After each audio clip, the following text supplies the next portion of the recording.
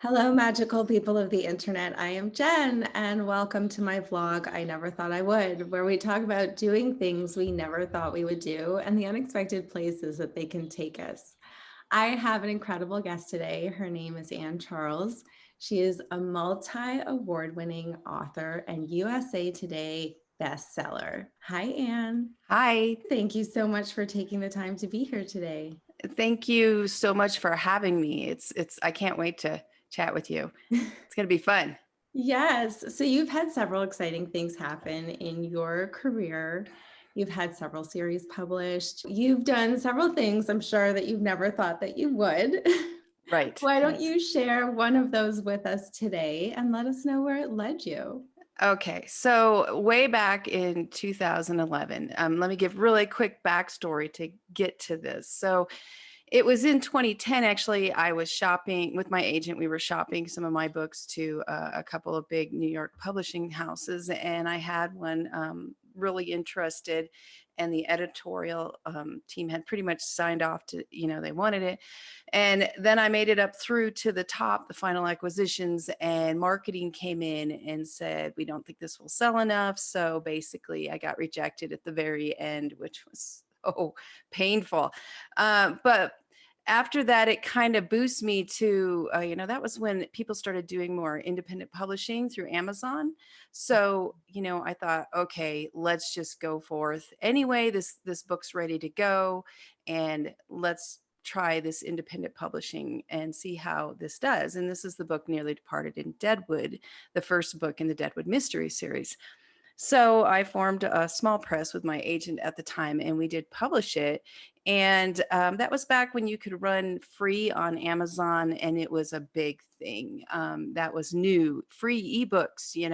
So if you ran free for a length of time, you would go through easily 40,000 giveaways a day, which was kind of what have we done? But then it really paid off as people started reading your series because they didn't have a lot of, again, free books back then.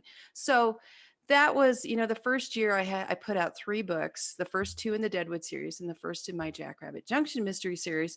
And so things were moving right along. The second year I put out a third and a fourth in the Deadwood series. And the fourth book really, Better Off Dead in Deadwood, really blew up. It just really sold amazingly.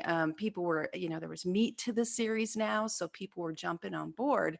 And I did not know it at that time, but all the, being out there and so visible caught the attention of the writers who write the questions, or I guess the answers for Jeopardy. So I'm still working my day job at this point. 2 little babies coming home at night. My husband's there and taking care of the kids with him, and then putting them to bed and staying up late and writing late into the night, doing 2 jobs. And I was at work, and my mom calls me and she says, "You're on Jeopardy." And I said, "No, I'm at work." I don't know what you're talking about. It was just the most random thing to say to me. I'm at work doing my job. You're on. And she's like, "No, you don't get it. You're on Jeopardy." And I said, "No, you don't get it. I'm at work. I'm not even watching TV. I don't know what you're talking about." And I certainly would remember if I'd been a contestant on Jeopardy. She's like, "Oh, you don't understand. My friends from the East Coast have called me and said, you're a question on Jeopardy." And then I was like, "You've got to be kidding me. What?" And so I raced home, way behind. I had an hour to prep and call everyone I knew on the West Coast and say, "I'm on Jeopardy." And then we go through the whole thing again. No, I wasn't a contestant. No, I would have told you that. So by the time it shows, we're all on the West Coast ready for this. Cameras ready, gonna take the picture. It's Star Week on Jeopardy. Lewis Black, comedian, one of my favorites, he's on there, and many others. And up pops the question. Anne Charles sets Anne Charles sets creepy novels in this morbid sounding South Dakota city. And I was like, holy cow, I really am on Jeopardy. My mom wasn't just, dreaming or anything. So thankfully, nobody knew the answer. And you'd think that was a bad thing, but when they don't know the answer, they sit there as that music goes do do do do, the whole Jeopardy music for like 20 seconds or 30. And so it's like the best 30-second mainstream marketing I could do for free. So it was just incredible. And nobody knew the answer, and that's okay. I mean, come on, they were all these big stars. Who reads when you're a big star like that? I don't know. But so that happened, and then everything after that just kept, people, oh my gosh, I saw you on Jeopardy. How cool is that? How did you do that? How did you get them to get you on Jeopardy? And it was like, I don't know. I did nothing, I just happened to be at the right place at the right time. The books did anyway. So, yeah, that was one of those things that I never, ever imagined when I started this writing career that would happen. And the effect it would have in helping to legitimize, the story and whatnot. And it's really cool to hear Alex Trebek, read my name on Jeopardy. So, yeah, that was fun. And it really fueled a lot of momentum to keep building and going forth. It was one of those uplifting things like, let's keep going. This is paying off, taking this gamble instead of going the traditional publishing route. This is paying off. They never contacted you. You had no idea that this Jeopardy thing was going to happen. No, we tried researching to find out what episode number to try to get something we could keep handy on a YouTube page. And we hit walls just doing that. So I just gave up and, I have the Wow. image. But yeah, I had no idea this was going to happen. When other authors would say, how did you do that? And I said, I didn't. That's the, cool thing about it was just something that, happened for me. Right place and right time. And I do try to keep a lot of irons in the fire, I call it, so the opportunities are always possible. Exactly. Yeah, it's amazing because any idea needs to be nurtured, Hmm. and there are so many good ideas. It's just a matter of who thinks they're going to be worthwhile, like you were talking about. I look back at that time, and it's really been, I think, a beneficial thing that they rejected me. I did get a speeding ticket that day after that, so it wasn't such a good Oh, day at the time, but I think I finished it off with a bottle of wine, so I made the best of it, right? But it really fueled me in a way I didn't expect, because it pushed me to try something new that before, because I had started writing in the 90s, and for years it was always, you have to get an agent and you have to go through a publisher to be successful in writing. Fortunately, I live in a time when ebooks became popular and independent publishing became something more feasible and doable. And so being willing to go forth and try in spite of that rejection, because I was born and raised in the Midwest. And, one of the things was, it's a Midwest set story, so it's not going to sell as well. Well, I remember thinking at the time, well, in the Midwest, we do read books still. It's something we do a lot. So on those cold winter nights when you can't get out because you're snowed in, or, yeah. So anyway, it really fueled me. Yeah, and not just that, a good story is a good story. Right. It doesn't really matter where it's set. Right. And it was People, exciting to get to put this out there, and then, not have the weight of, if you don't sell out per the number of books the publisher wants, you're out, they'll pull your contract's done, no more options. It was exciting to go, let's just experiment. Let's see what happens. And a lot of my career in the last 10 years has been that. Well, push the button, let's see what happens, and try it.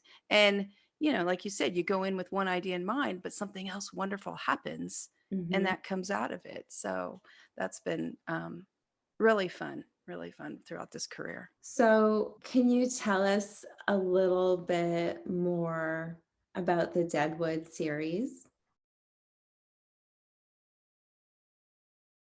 Sure. The Deadwood series, it's about a mom. She's a single mom of two 9-year-old twins, and she's a realtor.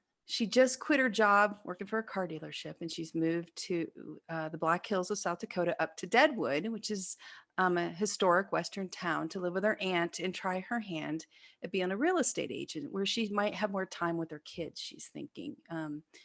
So she gets going, trying, and it's really hard to get started in a small town, small market like that, where you kind of got to know people. So she's struggling right out of the gate with the career. And in the first book in the series, there's little girls going missing, and they're blonde little girls, just like her daughter, and they're about the same age. So, of course, she's instantly thinking, "What have I done? Why have I moved here? There's monsters here," and worried about her daughter. So end up getting pulled into the mystery just because she wants to protect her child Mm. um, from something like this happening. And Violet Parker is the heroine. She's the kind that she gets in, she gets nosy, she gets into trouble, and the fun is watching her get back out of the trouble. So it starts kind of really mild with ghosts, kind of the supernatural. But as the series plays out, you learn more of who Violet Parker really is as she learns who she really is and what she's Mhm. capable of. As we learn that Deadwood is full of ghosts, but not just ghosts. There's other beings there as well and she plays a role in all of this, and it's kind of why she was pulled to Deadwood, initially. So as the series goes, it starts off more mystery with some supernatural hints, but it keeps growing. The supernatural grows, Mhm. along with each book having mysteries she's trying to solve, some with humans, some maybe not. So it's so much fun Yeah. because it's wide open with having the supernatural as well as mystery and some fun romance as well. And I've always loved mixed genre stories and mixed genre movies, so this is kind of, all the stuff I love thrown together. And I'm working on book 12 right now, hoping to have that one out this summer. You have you have several other series. Is there another one or two you want to tell us about? Sure. Another one I have is the Jackrabbit Junction mystery series.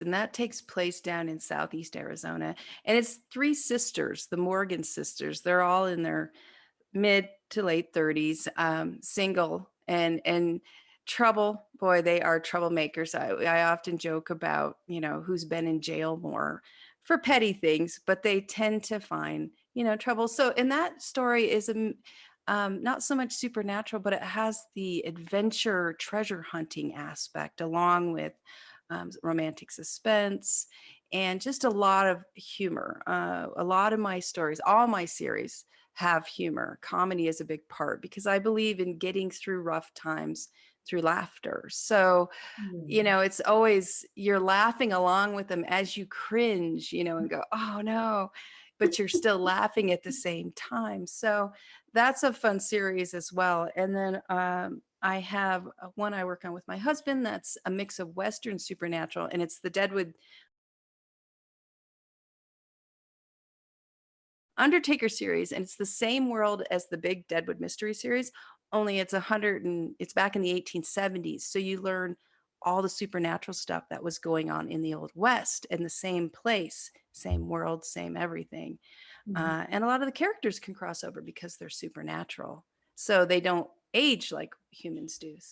So Very those cool. are three of the main ones that I have rolling at the moment. That's So exciting. So, what is the best place for everybody to find you and your books? I have a website, of course, anncharles.com. So ANN, no E on it, and CHARLES.com. And you can go to my books page and see everything. And then if you want to read more about things going on, you can go to my blog from there. Of course, we'll have all the links below. Okay. Thank you for taking the time to chat today. I really appreciate it. Well, thank you for having me on here. It was great to get to talk to you. And I'd like to challenge you guys out there to do something you never thought you would do. Let us know what it is in the comments and where it leads you. And don't forget to like and subscribe if you're enjoying the content. Have a beautiful day.